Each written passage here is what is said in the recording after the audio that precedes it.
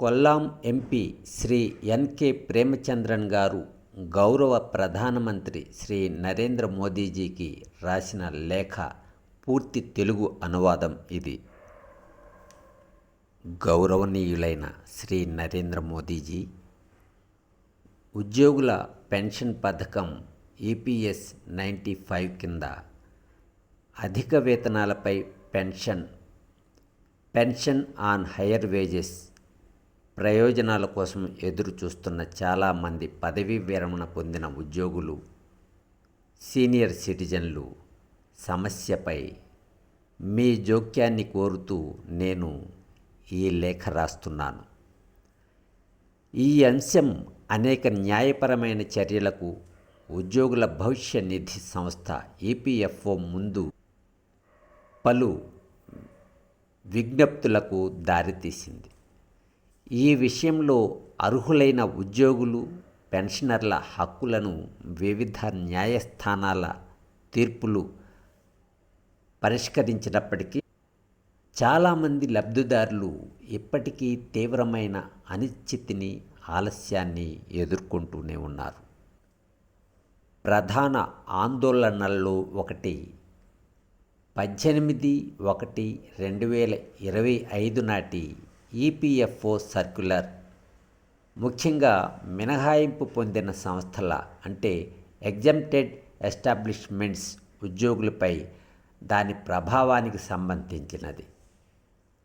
ఆయా కాలాల్లో వర్తించే చట్టబద్ధమైన పరిమితులను అనుసరించిన కొన్ని మినహాయింపు పొందిన సంస్థల చారిత్రక ట్రస్ట్ నిబంధనలను, ట్రస్ట్ రూల్స్ను సాకుగా చూపిస్తూ ఇప్పుడు అధిక వేతనాలపై పెన్షన్ క్లెయిమ్లను తిరస్కరిస్తున్నారని పెన్షనర్లు ఆందోళన వ్యక్తం చేస్తున్నారు.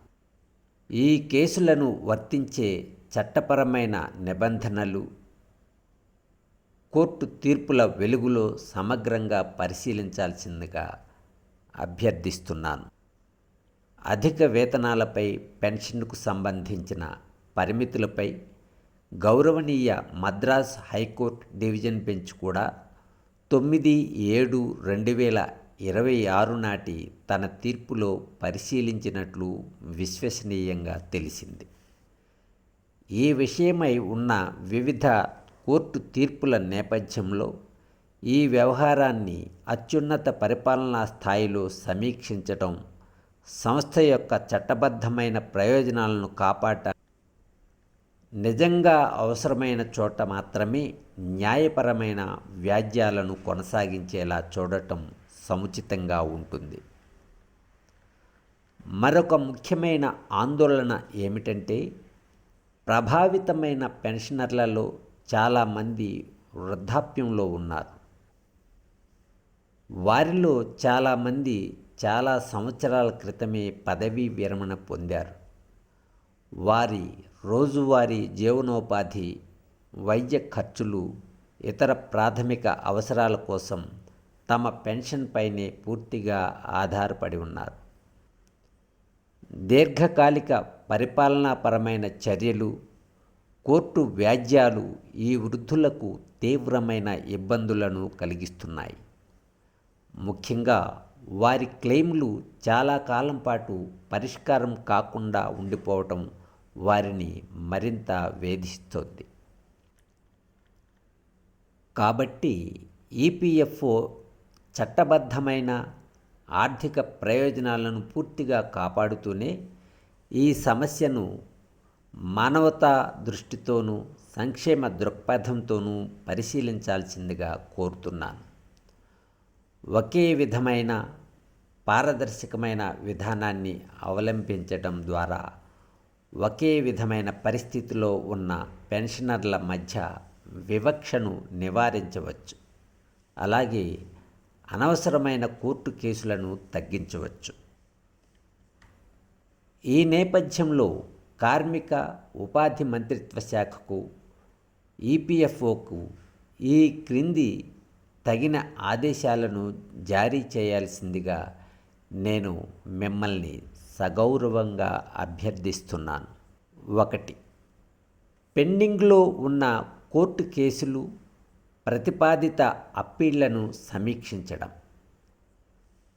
ముఖ్యంగా గౌరవనీయ సుప్రీంకోర్టు, వివిధ హైకోర్టుల ద్వారా చట్టపరమైన స్పష్టత వచ్చిన కేసులలో వర్తించే వ్యాజ్యాల విధానం, లిటిగేషన్ పాలసీ ప్రకారం తగిన నిర్ణయం తీసుకోవాలి.